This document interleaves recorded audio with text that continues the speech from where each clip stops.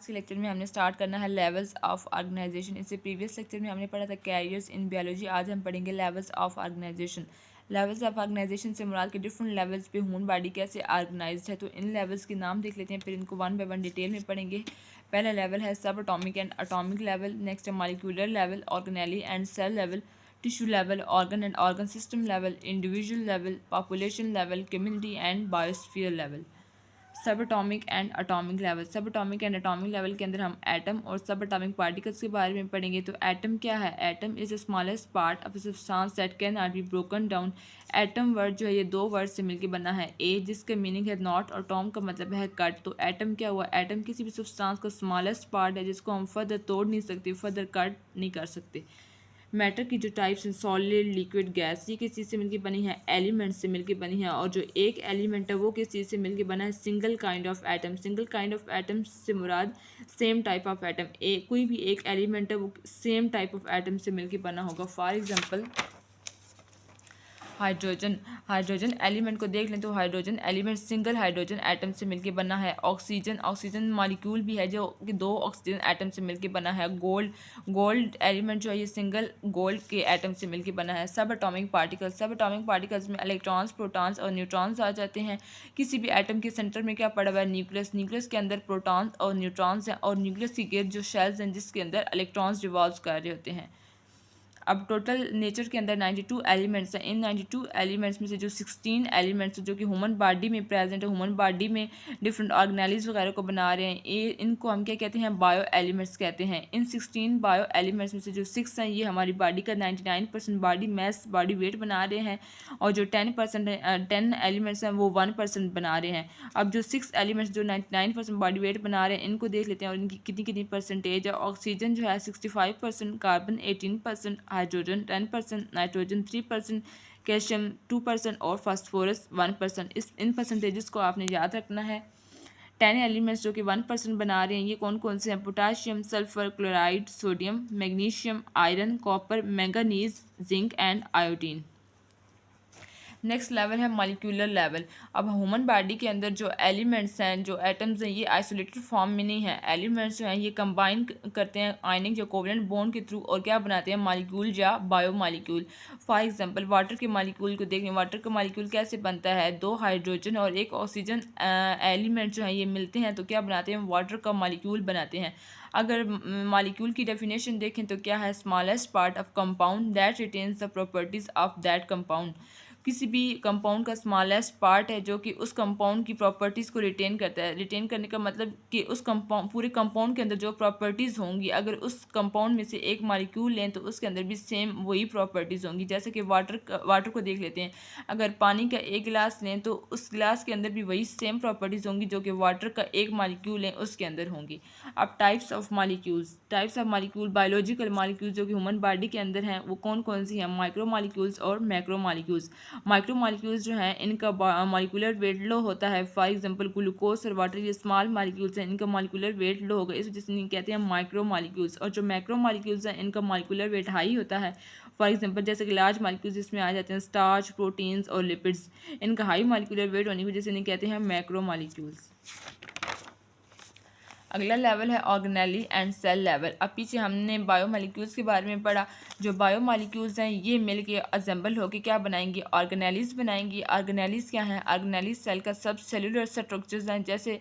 जैसे कि एटम के अंदर सब एटॉमिक पार्टिकल्स हैं, इसी तरह सेल के अंदर क्या है? सब सेलुलर स्ट्रक्चर्स हैं जो कि क्या करती हैं? स्पेसिफिक फंक्शन परफॉर्म करती हैं। For example ribosome, ribosome protein की सिंथेसिस में इन्वॉल्व है, प्रोटीन बनाती हैं सेल के अंदर।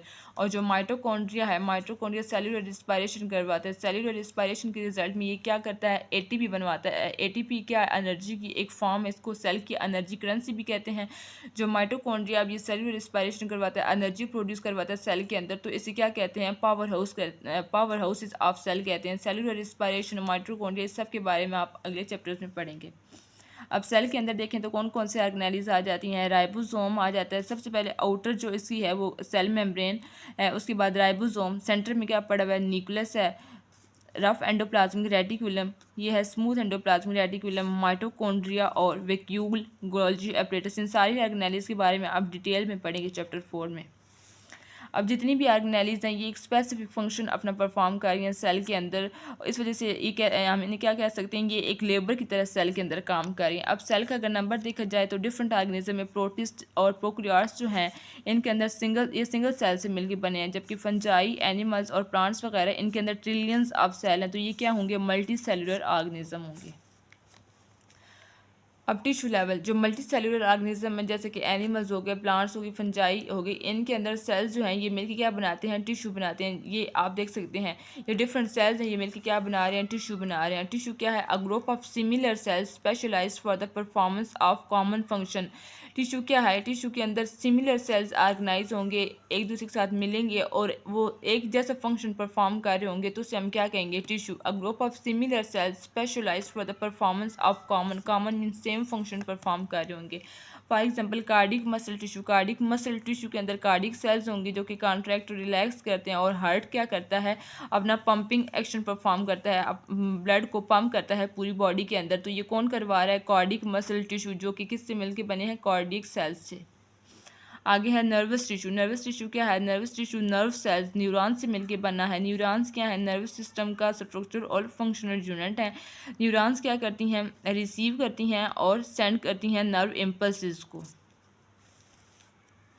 अब प्लांट्स और एनिमल टिश्यू की कुछ एग्जांपल्स देख लेते हैं। प्लांट टिश्यूज़ में एपिडर्मल टिश्यू और ग्राउंड टिश्यू है, और एनिमल टिश्यू में नर्वस टिश्यू और मस्कुलर टिश्यू, जिसके बारे में हमने ऊपर देखा है। आगे है organ and organ system level. अब जो टिश्यू है वो मल्टी सेलुलर ऑर्गेनिज्म में हमने पढ़ा, और हायर जो मल्टी सेलुलर ऑर्गेनिज्म है उसमें ऑर्गन और ऑर्गन सिस्टम के लेवल में पढ़ते हैं। ऑर्गन क्या है, organ more than one tissue have specific function combined to form organ. Organ के अंदर एक से ज़्यादा टिश्यू होंगे, जो हर टिश्यू अपना क्या कर रहा होगा, एक स्पेसिफिक एक खास फंक्शन, मतलब वो डिफरेंट फंक्शन परफॉर्म कर रहा होगा, तो वो मिलकर क्या बनाएंगे, ऑर्गन। फॉर एग्जाम्पल अगर स्टमक को देख लें तो स्टमक में दो वैसे तो डिफरेंट टिश्यूज़ हैं, लेकिन दो मेन जो टिश्यू काम करें वो मस्कुलर टिश्यू और ग्लैंडुलर टिश्यू है। स्टमक का क्या काम है, वो फूड को स्टोर भी करता है और फूड को मूव भी करता है, मूवमेंट भी करवाता है, उसकी डाइजेशन भी करवाता है। अब जो ग्लैंडुलर टिश्यू है ये क्या करेंगे, गैस्ट्रिक एसिड की सिक्रीशन करवाएंगे, जो कि फूड इसके अंदर है उसको डाइजेस्ट करवाएगी, और जो मस्कुलर टिश्यू है ये मूव करेंगे और फूड की मूवमेंट करवाएंगे फर्दर स्मॉल इंटेस्टाइन में। अब दोनों टिश्यू मस्कुलर टिश्यू और ग्लैंडुलर टिश्यू अलग अलग फंक्शन परफॉर्म कर रहे हैं, लेकिन ये मिल के क्या कर रहे हैं, स्टमक का होल एज अ होल ये स्टमक का फंक्शन परफॉर्म कर रहे हैं। Organ and organ system level. अब ऊपर हमने ऑर्गन को देखा, नीचे क्या है, ऑर्गन सिस्टम। ऑर्गन सिस्टम कैसे बनता है, organs having related function organize to form organ system. Organs जो जिनके रिलेटेड फंक्शन है, मिलते जुलते फंक्शन है, जैसे कि अगर हम देखें डाइजेस्टिव सिस्टम में स्मॉल इंटेस्टाइन, स्टमक वगैरह, ये इनके रिलेटेड फंक्शन है, तो ये मिलकर क्या बनाएंगे, ऑर्गन सिस्टम। डाइजेस्टिव सिस्टम में सबसे पहले क्या आ जाता है, ओरल कैविटी आ जाती है, उसके बाद stomach, liver, pancreas, large intestine, small intestine, ये सारे ऑर्गन्स मिलकर क्या बनाएंगे, डाइजेस्टिव सिस्टम। ये था हमारा आज का लेक्चर। आगे हम पढ़ेंगे अपने जो नेक्स्ट लेवल्स हैं उनको।